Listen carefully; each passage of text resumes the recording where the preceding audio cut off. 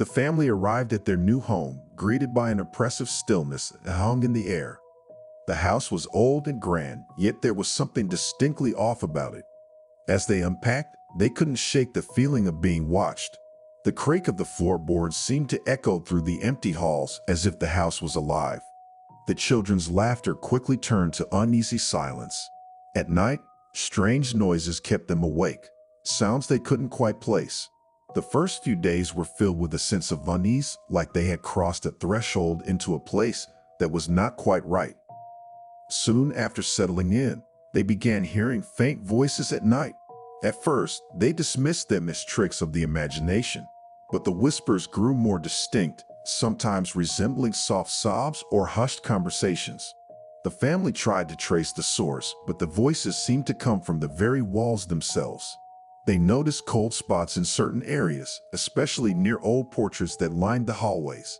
The youngest member of the family started talking to an unseen friend. Attempts to ignore the phenomena only heightened their anxiety.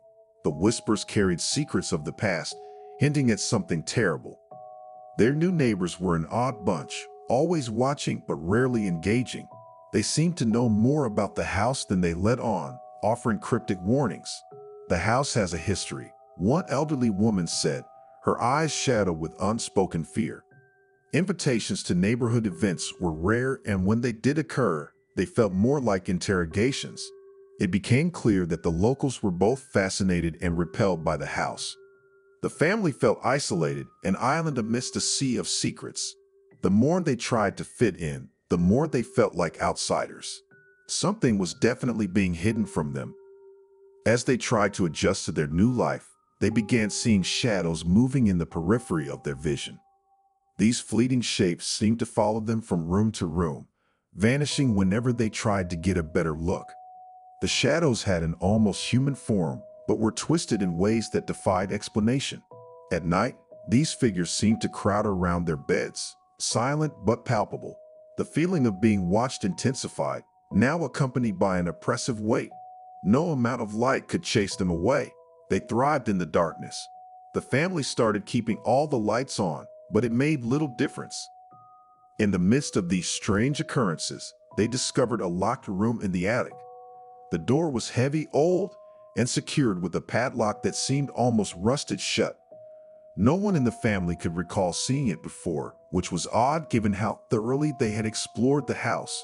Curiosity grew alongside a sense of dread, but the key was nowhere to be found. They tried to pry it open, but the door refused to budge. The air around the room felt colder, as if something or someone was waiting inside. The room became an obsession, a focal point for their growing fear.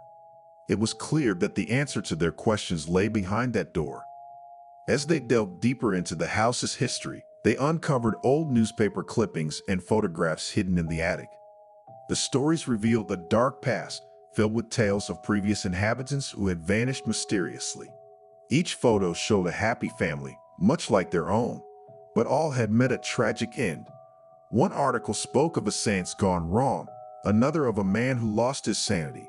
The house seemed to have a pattern of drawing people in and never letting them go. They found a diary belonging to a young girl, the last entry cut off mid-sentence. The pieces of the puzzle were coming together, but it only deepened their horror. One night, they heard footsteps echoing through the halls, despite everyone being accounted for in their beds. The sounds were deliberate, as if someone or something was pacing. Doors creaked open and shut on their own, and the air was thick with a sense of malevolence. As the clock struck midnight, a chill swept through the house. They saw a figure standing at the foot of their bed, faceless but undeniably present. The apparition seemed to reach out, and they felt an overwhelming sense of sorrow and anger. The presence lingered for what felt like an eternity before fading away. The encounter left them shaken, unable to sleep for fear of what might come next. Daylight no longer brought comfort. The house's ominous presence was felt at all hours. The family became irritable, snapping at one another as the tension grew. Strange occurrences became daily events. Objects moved on their own, lights flickered, and an inexplicable smell of decay permeated the air. They felt as if they were being suffocated by an invisible force. The whispers returned, louder and more insistent, as if urging them to leave. Yet something kept them tethered to the house. It was as if the house itself had a hold on them, feeding off their fear. The atmosphere grew increasingly oppressive, making them feel like prisoners in their own home. Determined to find the truth, they finally broke into the locked room. Inside, they found a collection of old ritual objects and journals detailing occult practices. The room seemed to pulse with a dark energy, the walls covered in strange symbols. It became clear that the house had been a site for dark rituals, aimed at binding spirits to it. Among the items was a mirror, cracked and clouded, which seemed to hold something within it. They realized that the previous inhabitants had attempted to harness the supernatural, only to become trapped themselves. The house was not just haunted, it was a conduit for something far darker. With the truth revealed, the family decided they had to break the house's hold on them. They gathered the ritual items and attempted a cleansing ceremony, hoping to free the trapped souls and themselves. As they chanted, the house reacted violently, doors slammed, windows shattered, and the very ground seemed to shake. The shadows manifested more clearly than ever, almost corporeal in their rage. The air was filled with screams, not just of the family, but of countless voices from beyond. Just as it seemed they might be overwhelmed, the mirror cracked fully and shattered, releasing a blinding light. The oppressive atmosphere lifted, and the house fell silent. They had survived, but the experience left them forever changed. They left the house, never to return, but the memory of what happened would haunt them forever. The new house stood at the end of a long, winding road, shrouded in mist. It had been vacant for years, but the family was drawn to its Gothic charm. As they unpacked, the creaks and groans of the floorboards became unsettling. An odd sense of being watched lingered, and cold drafts seemed to come from nowhere. The discovery of strange markings on the walls made them wonder about the previous inhabitants. One room, in particular, had a locked door that resisted all efforts to open it. The air grew heavy, and the shadows seemed to dance with a life of their own. Nights in the new house were far from quiet. The family began to hear soft whispers coming from empty rooms. At first, they dismissed it as the wind, but the whispers became more distinct. It felt as if the walls themselves were murmuring. As they explored the house, they found a hidden compartment in the basement. Inside were dusty journals filled with unsettling entries. The writings detailed strange occurrences and inexplicable phenomena. One entry mentioned a presence that never left the house. The family's unease deepened as they realized they were not alone. The family found old portraits hidden in the attic, covered in cobwebs. The paintings depicted a family from another era, their faces somber and eyes piercing. As they examined the portraits, they noticed the eyes seemed to follow them. A chill ran down their spines as they realized each painting had the same eerie atmosphere. That night, the portraits appeared in different rooms without explanation. The children began to have nightmares about the people in the paintings. They soon discovered that the subjects had a tragic history linked to the house. The connection between the portraits and the whispers became undeniable. Laughter echoed through the halls, but it was not a joyous sound. It was hollow and unnerving, as if coming from deep within the walls. The family followed the sound to a forgotten playroom filled with antique toys.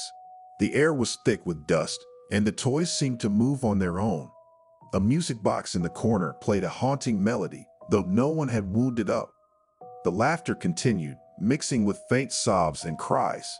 They found old photographs of children who once lived in the house, their faces now twisted with fear.